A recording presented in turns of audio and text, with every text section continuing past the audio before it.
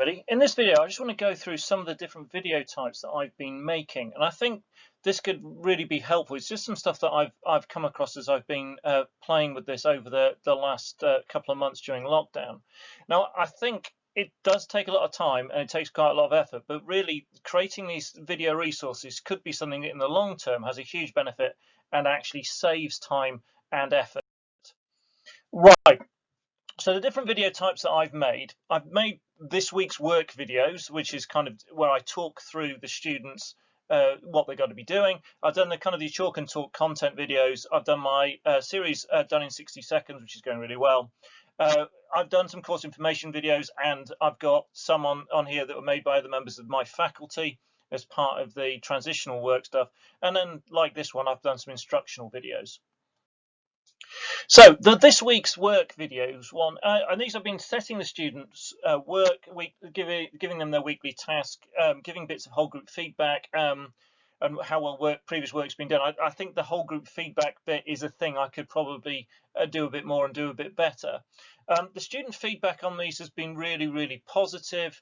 I think they like the fact that they get to see your face, that they get to hear your voice. They're getting things explained to them in a way that they're used to getting them explained to them because it's their teacher explaining it to them. One of the beauties of these is they can watch them multiple times, so they can keep going back, so they know what is that they're doing. I try and make the written instructions on the screen nice and clear as well. And I find generally as soon as I upload this, it's getting watched lots of times. Either other schools are using them or my students are watching them multiple times because the views are far higher than the number of students that I've got. So if you want to see some examples of this, have a look at my remote learning politics section playlist on my site, and there's a whole range of, well, one of these for every week, and it kind of the stuff that I'm setting them, and I just talk them through it. They seem to like it. It seems to help. Right, these are the ones that are the most time consuming, and I have done a lot of these on different topics, and essentially it's replacing the chalk and talk content bit of a lesson. So the PowerPoints are probably a bit busy in a way, but they're going to be looking at it on a phone or on a computer, so they can stop it, pause it, they can screenshot it if they want, if they need to get the written information off as well. I try to make them between about 8 and about 20 minutes. Some of them have scratched over 20 minutes. They tend to not work quite as well.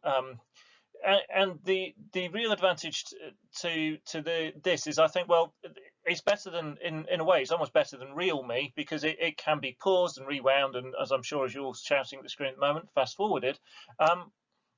So this can really help.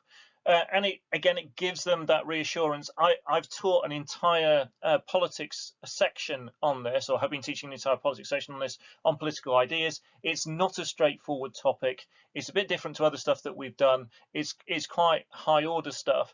And so I think the fact that they've had me explaining it to them, and they quite like the videos, and they've watched them, and they talk to me about them. So that seems to be working.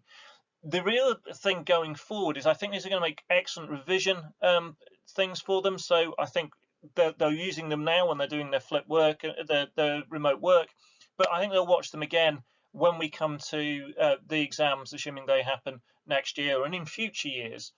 The history ones in particular, that stuff's golden. It's going to be there and they can use it year after year. The politics stuff on some areas is going to be less golden because politics has a tendency to change all the time. But I think these videos will make excellent revision. They will make excellent flipped learning resources going forward. So hopefully in the long term, this will remove some of my stress about getting through the course. And mean I can do other things in my lessons rather than talk to them, because I can talk to them in their own time through YouTube.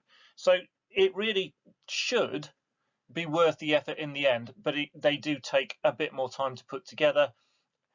I tend to leave, as you'll notice in my videos, I tend to leave a lot of the imperfections in there. I think if you're going to re-record it every time you go, yeah, like I do quite a bit, then it will take you forever. So unless I hysterically mess up and it all goes horribly wrong, I have a tendency to just record it once and as I go through. And it makes it a bit more natural and a bit more relatable, and the kids kind of go, yeah, that's just Alan whittering about history and politics.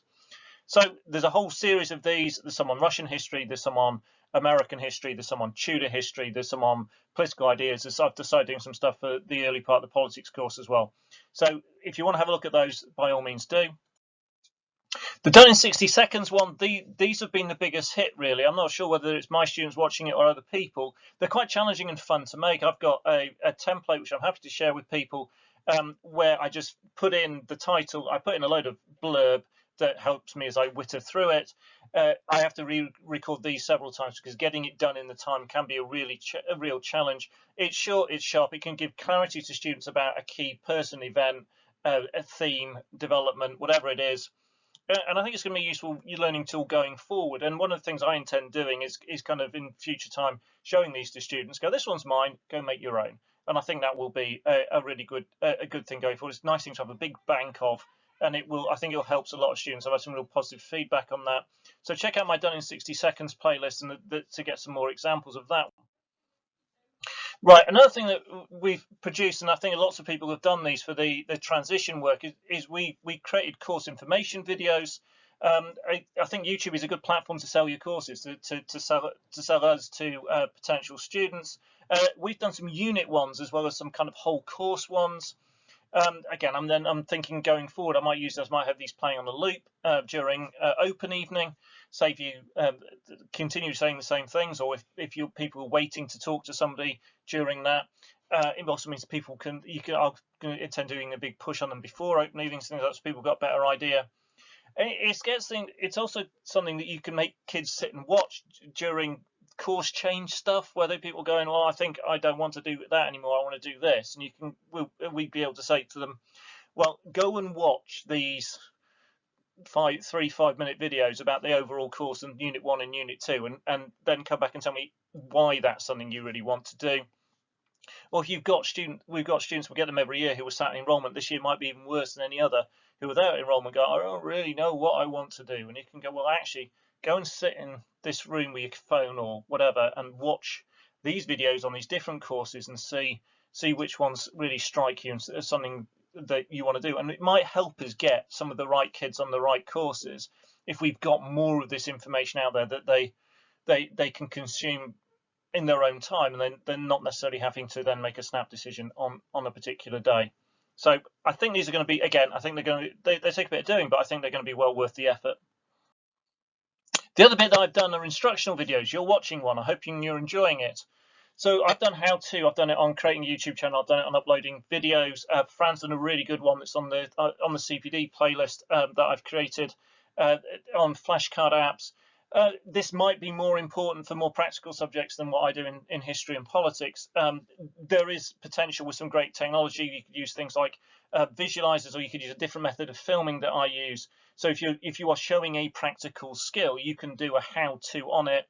You probably have to film it in a different way. My way I do it is very basic with screenshots and things like that. I'm sure there's people out there in the more practical subjects who are far more technologically capable than I am, and you could really do some great stuff. And then once you've done it, it's there. You can embed it in lessons. You can set it as flipped learning. I think that the how-to ones could be a real bonus for lots of people. Right, please don't forget to like this video, leave me some comments, of course subscribe to my channel. I'm desperate for subscribers. I'm a complete YouTube junkie now.